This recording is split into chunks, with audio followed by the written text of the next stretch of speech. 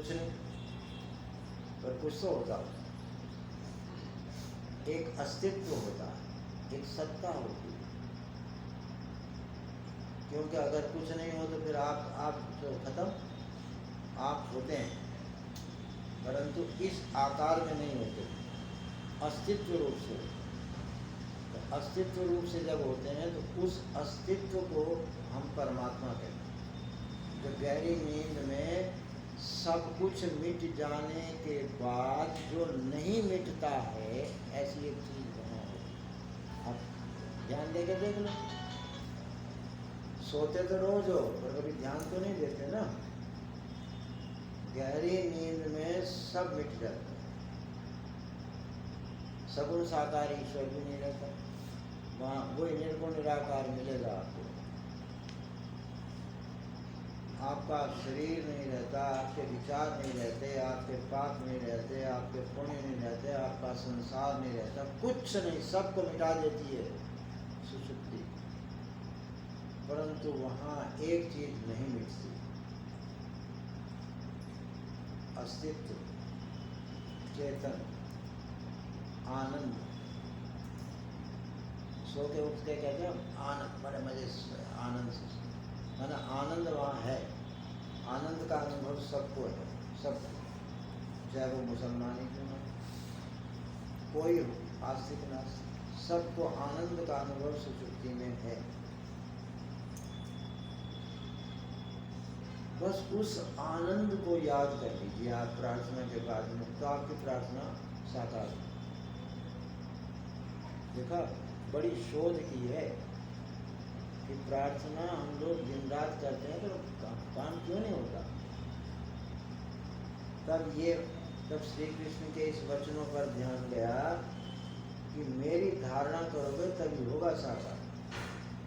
ऐसे तो कोई कुछ भी कह दो, ऐसे नहीं होता।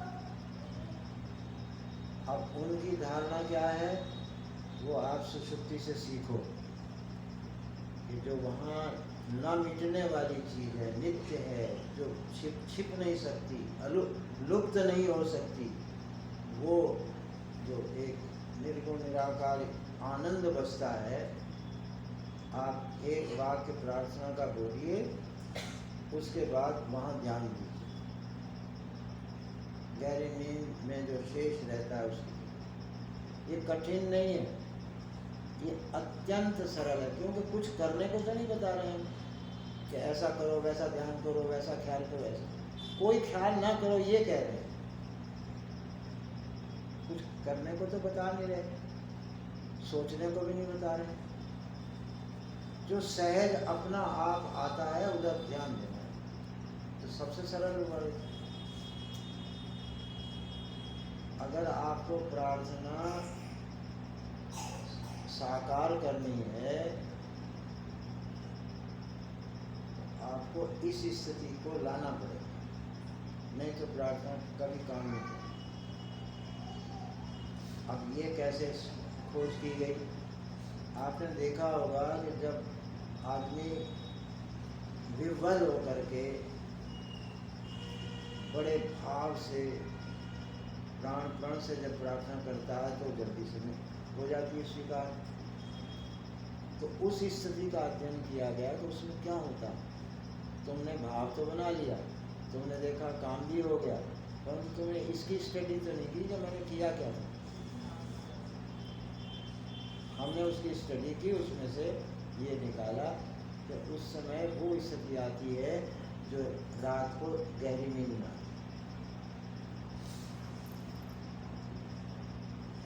उस समय एक निर्विचार स्थिति आती है। जब भी आप देखेंगे सब ठप हो जाता है। उस निर्विचार स्थिति में एक चेतन तत्व होता है, उधर आपका ध्यान, चेतन तत्व का परिचय नहीं, इसलिए ध्यान नहीं जाता। तो आप गहरी नींद में जो शेष चीज बच जाती है, जो मिटती नहीं है, सब कुछ मिट जाने के बाद उधर आप ध्यान दीजिए, तो आपकी वो प्रार्थना में जो वाक्य आप बोले हैं वो आपका साकार होना शुरू। अब कितना हैवी है, अब मान लो एक ने 5 रुपया मांगा तो वो तो प्रार्थना करते ही हो जाएगा। अगर आपने 5 करोड़ मांगा तो समय थोड़ा लगेगा कि नहीं लगेगा, बस इतना ही फर्क पड़ेगा और कुछ फर्क नहीं पड़ेगा। वो होगा जरूर, वो व्यर्थ नहीं जा सकता। कभी भी प्रार्थना, चेतन के सामने की हुई प्रार्थना व्यर्थ कभी नहीं जाएगी।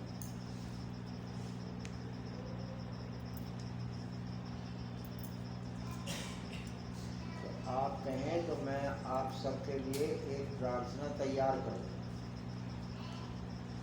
वो आप 2 दिन में, 4 दिन में, 10 दिन में, महीने में याद कर लीजिए और उसको कीजिए। कब कीजिए? जब आपकी मर्जी हो। और वैसे शास्त्रीय ढंग से पूछते हो तो शास्त्रीय ढंग से उसका समय है संधि का। आपने सुना होगा पहले संध्या वंदन करते थे, सब ब्राह्मण करते थे, सभी लोग करते थे। तो संधि माने होता है 5 समय।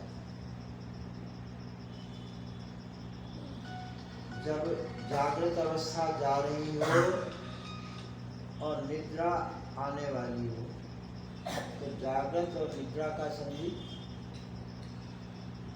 सुबह को निद्रा जा रही होती है, जागृत आ रही होती है, वो संधि हो गई 2। दोपहर में 11:30 और 12:30 जब AM से PM बदलता है, वो संधि हो गई 11:30 और 12:30 के बीच का समय, संधि हो गई। ऐसे ही रात को भी 11:30 और 12:30। और 2 संधियां होती हैं प्राकृतिक। जब सुबह को तारे छिप जाते हैं और सूर्य उदय नहीं होता, वो संधि। तारे छिप गए, सूर्य भी निकला नहीं, तो संधि काल हुआ। ऐसे शाम को होता है, सूरज छिप जाता है और तारे निकले ना हो, तो संधि। इन समयों में अगर करते हैं तो प्राकृतिक लाभ भी होता है, और नहीं तो प्रार्थना तो कभी भी की जा सकती है, क्योंकि हम संधि खुद लाते हैं। जब हम सुषुप्ति में जो शेष चेतन तत्व बसता है, उसकी तरफ जब हम ध्यान देते हैं तो अपना आप सब संधियां आ जाती हैं उसकी। ये तो हमने वो बताया जो हमारे परंपरा में संध्या वंदन होता था, तो इन्हीं समय में होता था, संधि काल में। उस समय विशेष माना जाता है, पुण्य काल माना जाता है। तो पुण्य काल में ही ये जो संध्या करते हैं इस और यज्ञ करते हैं लोग, आर्य समाज को खूब करते हैं। आप लोगों के यहाँ रिवाज खत्म हो गया। 50 मंत्र हैं यज्ञ के, और 50 को 50 प्रार्थना है। आश्चर्य बता रहा हूँ मैं। वेद में 75% मंत्र प्रार्थना ही है। तो आप समझ में आ रहा होगा कि प्रार्थना जो हमारे जीवन के साथ अटैच की हुई करके भेजी गई है, और हमने उसे छोड़ दिया। कुसंग देखो ना, कुसंग का भी तो प्रभाव देखो। सारा दिन हम प्रार्थना करते हैं पर विधि पूर्वक नहीं करते। ये गलती है, बस और कोई गलती नहीं। इसी को ठीक कर लो। अब कैसे प्रार्थना करनी चाहिए उसका मैं एक नमूना कहो तो कल मैं प्रार्थना आपको लिखवा देता हूँ, आप वैसे करना शुरू करो। उसके अनुसार मान लो मैंने 2 चीज़ें आपको कुछ और चाहिए, तो आप अपना उसमें जोड़ सकते हैं। एक सेंटेंस आप उसमें और जोड़ सकते हैं।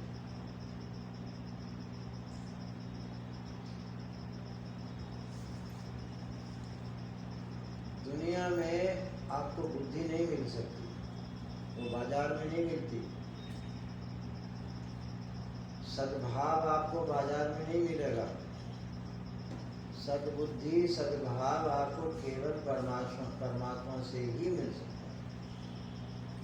इसलिए वो उन्हीं से ही मांगना पड़ेगा और कोई तरीका नहीं।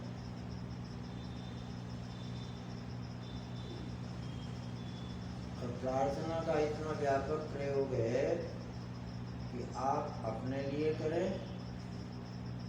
आप अपने किसी परिवार के सदस्य के लिए करें, समाज के लिए करें, राष्ट्र के लिए करें। अब मान लो भारत देश में बहुत उटपटांग काम हो रहे हैं, अब हम कुछ कर तो सकते ही नहीं, क्योंकि हमारे पास 5 साल में एक वोट देने का अधिकार आया था, वो हाथ से निकल गया, हम तो कुछ कर नहीं सकते।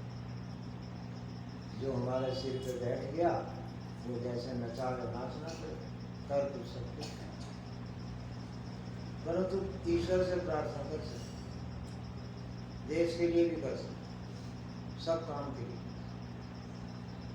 तो आपका कर्तव्य है कि देश के लिए भी प्रार्थना कर सकते। अगर आप और कुछ नहीं करते, आपको कुछ नहीं चाहिए, तो देश के लिए करो।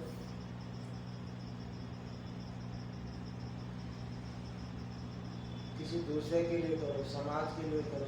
सर्वे भवन्तु सुखिनः, सब सुखी हों, सर्वे सन्तु निरामया, सब रोग मुक्त हों, ये प्रार्थना भी कर सकते।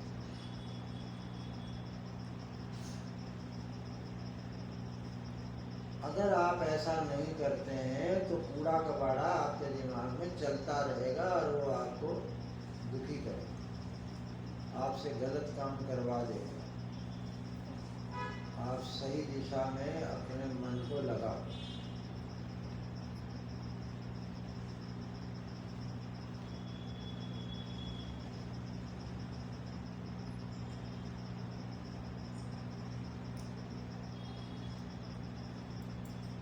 गायत्री मंत्र प्रार्थना है,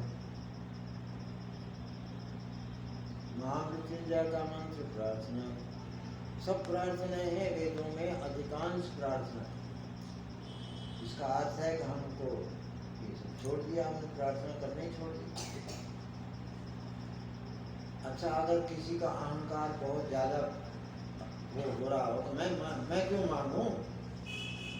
अगर इतनी अकड़ हो तो मत मांगो, संकल्प तो कर सकते हो, संकल्प करो। उसी प्रार्थना को जरा भाषा बदल के उसी को संकल्प कहते हैं। वही वर्डिंग होगी सब के सब, सिर्फ बोलने का ढंग बदल जाए, उसी को संकल्प कहते हैं। और संकल्प आदमी सारा दिन प्रार्थना और संकल्प ही करता है।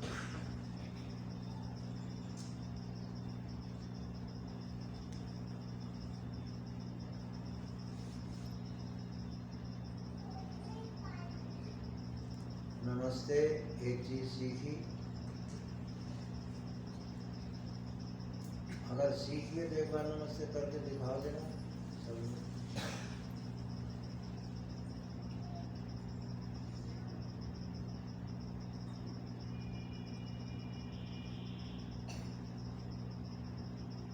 अब ये जरा एक नमूना देखो, ये माता की बैठी है ना, ये दोनों,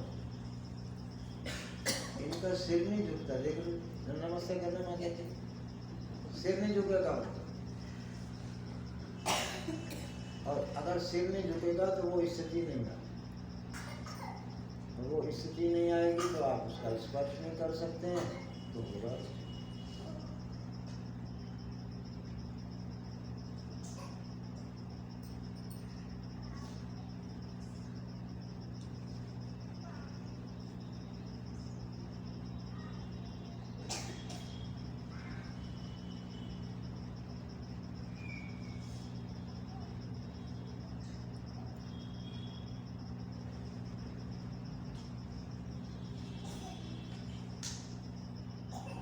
दूसरा सिखाया मैंने, मुस्कुराते रहो। जरा एक बार मुस्कुरा के तो दिखाओ। हंसना मत, हंसना नहीं, हंसना नहीं, मुस्कुराना।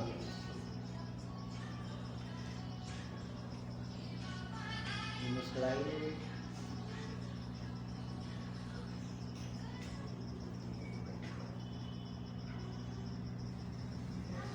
बस मुस्कुराओ। देखो ये आज मुस्कुरा है, बहुत नहीं लगा।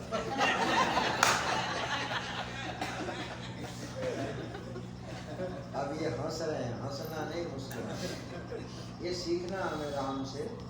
राम कभी जिंदगी भर नहीं हंसे, कोई भी प्रसंग आए और राम कभी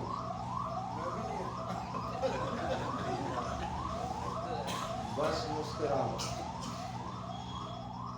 अच्छी आदत है नहीं, ये बात तो मानने लायक है।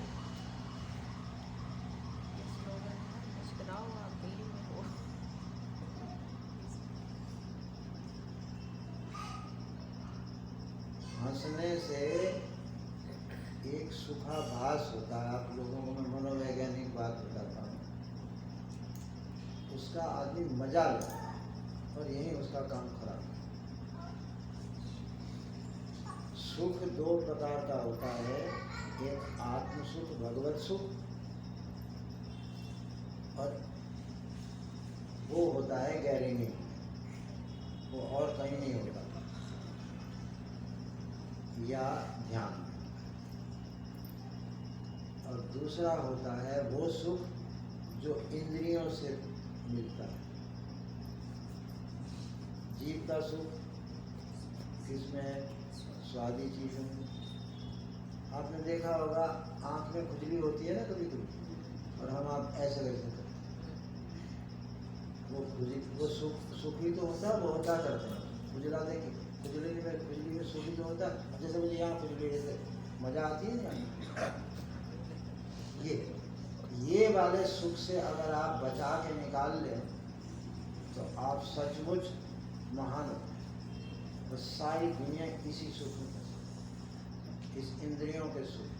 जो सुख महसूस होता है वो सुख नहीं होता, वो तुरंत अगले क्षण में ही दुख में कन्वर्ट हो जाता है। अब आप लोग जो हैं, थोड़ा सा कड़वी बात तुम्हें भी मैं सुना दूँ। तुम जो भगवान की प्रेम की बात करती हो, मैं रोती हूँ, मैं फलाना, वो अनुभव हो रहा होगा वो सुख, बस वही इसीलिए चला जाता है, चला इसलिए जाता है, और वो सुख से जाता ही नहीं, सुसुप्ति वाला है, तो अभी भी है। अब याद करिए, देखिए है। तो अगर आपको रियल सुख, जो जिसे हम आनंद कहते हैं, सुख नहीं कहते उसे, उपनिषद आनंद शब्द से कहते हैं।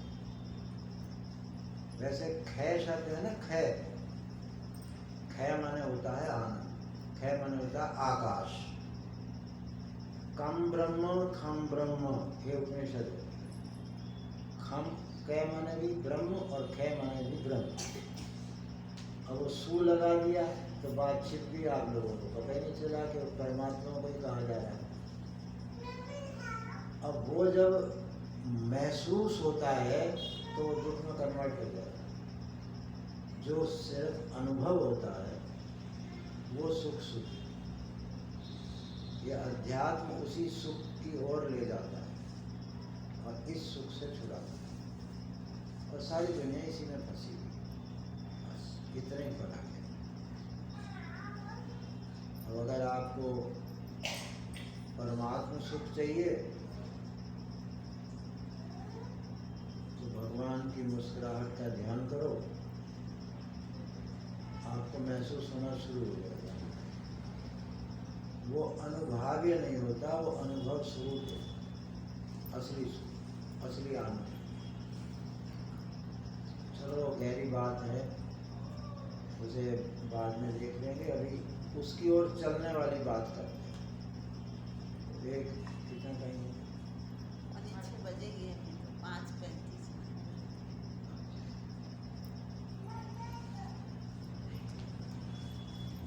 नमस्ते में परमात्मा का स्पर्श करवा दिया, चरण छुआ दिए भगवान के।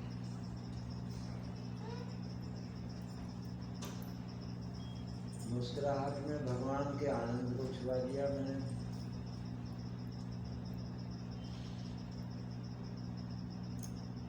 घाटे का सौदा कोई नहीं है ना, कोई बड़ा टाइम भी नहीं, आपको नहीं देना भाई आधा घंटा रोज दो, 1 घंटा दो, मंदिर में जाओ, ऐसा करो, कुछ नहीं करने को होता है। अब भी अगर आपने इधर ध्यान नहीं दिया तो आप अपने को खुद ही सजा दे देना।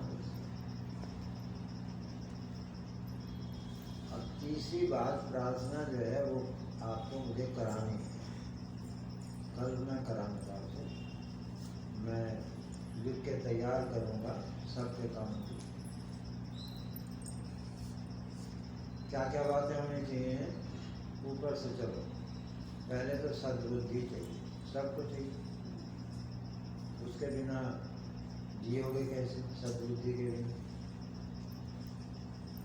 फिर नीचे आओ, भाव, सद्भाव चाहिए, सब सद्विवेक, सद्बुद्धि माना सद्विवेक, सद्भाव, दो चीज तो चाहिए सबको चाहिए।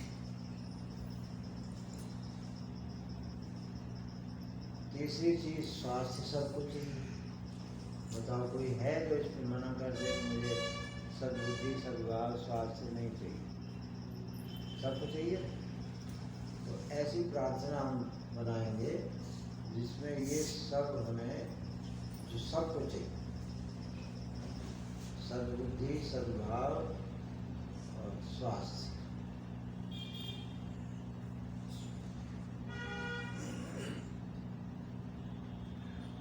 और बताओ क्या चाहिए?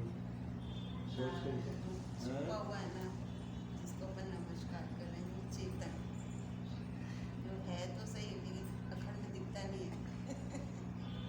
अभी आपने बता तो दिया, अब हम ये करेंगे। अभी कितना हमारी धारणा में आता है और कितना हम उसको अपने साथ मतलब संगम का अनुभव कर पाते हैं। वो संगम सदा सर्वदा चाहिए। तो वो जो वही तो है, उसको हम एक बात कहते हैं। वैसे साधन एक ही है, तो उसको मैं अब थोड़ा कठिन पड़ेगा। विविक्त का आदर ही साधन, और कोई साधन जितने भी आप प्रार्थना करेंगे उसमें एक ही है कि मैं विविक्त का आदर करूँ, बस एक ही बात, विवेक का। अब स्वामी शरणानंद जी हुए हैं वृंदावन में, वो बोलते थे विवेक का आदर। तो मैंने सोचा विवेक तो होता है कि ये ठीक है गलत, ऐसा विवेक करना, परंतु ये विवेक करके फिर जो निष्कर्ष क्या निकाला, वो उसके लिए शब्द है विविक्त। जो विवेक करके जो निश्चय किया उसको कहेंगे विविक्त। तो विविक्त का आदर करना ही एकमात्र साधन है। सब सारी बातें इसी में आ जाएंगी। तो भगवान से तो बस यही है कि मैं विविक्त का आदर करती रहूं, कभी विवेक का अनादर न करूं। यही प्रार्थना असली तो यही है, परंतु थोड़ा सा इसे फैलाना पड़ेगा शुरू में। बाद में तुम चाहे सब छोड़ देना, समझ में जब आ जाए तो एक ही वाक्य बहुत है कि मैं विवेक का आदर। और जो प्रार्थना बनाए उसमें मतलब ईश्वर का स्मरण हमेशा बना रहे, कभी विस्मरण नहीं हो, वो अविस्मृत, तो उसको हम लोग कहते हैं, हमेशा ध्यान रहे भगवान का, कभी भूले नहीं भगवान। तो उसको कहते हैं अविस्मृति। उसके लिए शब्द जो भागवत में दिया है वो दिया है अविस्मृति, उसको हम भूल ना सकें। और दूसरा शब्द जो दिया है उपनिषद में वो दिया है जागृति। होश होश रहेगी तो याद भी रहेगी, और होश खो गए तो सब गया। अविस्मृति और जागृति, ये दो शब्द हैं कुल, कि हमारी पूरे जीवन जागृति और अविस्मृति बने। जैसे वो राम सुखदास जी बोलते हैं, प्रभु मैं आपको कभी भूल ना पाऊँ, ऐसे ही है ना, उसी को अविस्मृति कहते हैं, उसी को अविस्मृति कहते हैं। तो अविस्मृति और जागृति, अरे संभल के होश में काम करो। तो होश एक बहुत बड़ी चीज। प्रमाद आता है, गलतियां हो जाती, आदमी अगर सावधान रहता है तो वो मानवता बनी रहती है। तो जागृति और अविस्मृति, ये दो चीज के लिए प्रार्थना करनी चाहिए, परंतु ये तो बड़ी चीजें हैं। तो छोटी छोटी भी आप मान सकते हैं। कहाँ जाएंगे और भगवान को छोड़ के कहाँ जाए? अब हमें मान लो बच्चे का एडमिशन नहीं हो रहा, मैं छोटी छोटी बात पे आता हूँ, तो प्रार्थना करिए, और आप कर क्या सकते हैं? मान लो आपका सिर में दर्द हो रहा है, प्रार्थना करिए, आप प्रार्थना कीजिए कि प्रभु ये दर्द अब ठीक, मेरा ध्यान ना जाए। फिर उसके बाद आप दवा खा लेना, पर पहले प्रार्थना।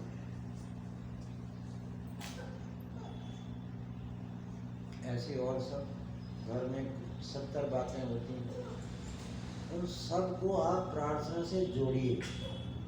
प्रार्थना से जोड़ने का अर्थ है परमात्मा से जोड़ो, तो स्मृति बनी रहेगी और जब याद आने की होगी तो होश भी बनेगा। मैंने आपको कोई ऐसी बात नहीं बताई जो आप इसमें टाइम दें। सोते समय जब आप सोने जा रहे हैं, मैंने तकिए पे सिर रखने जा रहे हैं, तब आप प्रार्थना करके सोए। जब आपकी आँख खुले तब उठ के आप प्रार्थना करेंगे, अलग से कोई टाइम देने। जीवन के उदय काल में और जीवन के अस्त काल में आप प्रार्थना, ये समय है इसका, और सहज ही प्रार्थना। अब आप कहें तो अगर आप ये समझ गए हों कि बस अविस्मृति और जागृति ही चाहिए, अथवा विवेक का आदर मैं करती रहूं, ये, या सद्बुद्धि सद्भाव स्वास्थ्य आदि चाहिए, तो इसको बहुत संक्षेप में लिखा जा सकता और विस्तार भी किया जा सकता। जैसे भाव बने, जैसे समझ में आए, वैसे प्रार्थना को सेट कर दें। अपने जीवन की जरूरतों को देख करके कुछ सेंटेंस बना, हम बताएंगे परमात्मा की स्तुति पहले करनी है, वो मैं बता दूंगा क्या स्तुति करनी है। वो अपनी मांग के अनुसार होती। जैसे मान लो मुझे स्वास्थ्य मांगना, तो मैं परमात्मा को कहूँगा हे निरामय, रोग रहित परमात्मा। जैसे मुझे पैसा चाहिए तो मैं कहूँगा हे लक्ष्मीपति। जैसे मुझे अनेक चीज़ें चाहिए तो मैं कहूँगा हे सर्व संपन्न। जैसे कोई हमें शक्ति का काम कराना तो हम बोलेंगे हे सर्वशक्तिमान। जैसे कोई चीज़ जाननी है तो कहेंगे हम हे सर्वज्ञ। क्योंकि जैसी हमें इच्छा होगी उसी के अनुसार परमात्मा के गुण को हमें स्थिति में लाना, ये तरीका है।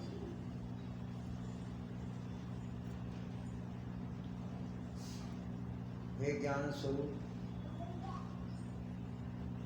हे सबके शास्त्र, सबका शासन करने वाले, तो हम भी अपने जीवन में शासन चाहते हैं कि हम ठीक ठाक करें, अपने जीवन को बिखरने न दें।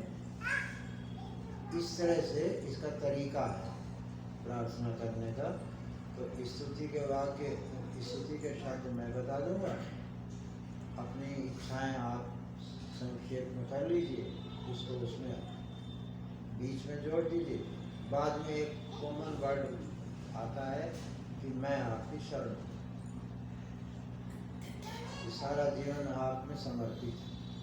इस तरह का एक वाक्य बाद में ये प्रार्थना पूर्ण होगी। परंतु विधि वही रहेगी कि हर सेंटेंस के बाद में आपको गहरी नींद की में जो आनंद आता है उसकी तरफ आपको ध्यान देना अनिवार्य है, नहीं तो काम होने वाला नहीं है। क्योंकि प्रार्थना वाली व्याकुलता हर समय तो रहती नहीं है। मान लो तुम्हें कोई समस्या आई हो, तुमसे प्रभु दया करो, बस उस समय भाव बन के हर समय तो नहीं बना रहता। तो हर समय बना, तो उस समय के भाव की स्टडी की गई कि उस समय मन किस स्थिति में रहता है। तो वो यही स्थिति है कि वो जो मैं बताता हूँ, सुषुप्ति में जो आनंद रहता है वो स्थिति आती है हर एक। तो बस उसको हर वाक्य के बाद में वो शांति मिला तो प्रार्थना जल्दी साकार।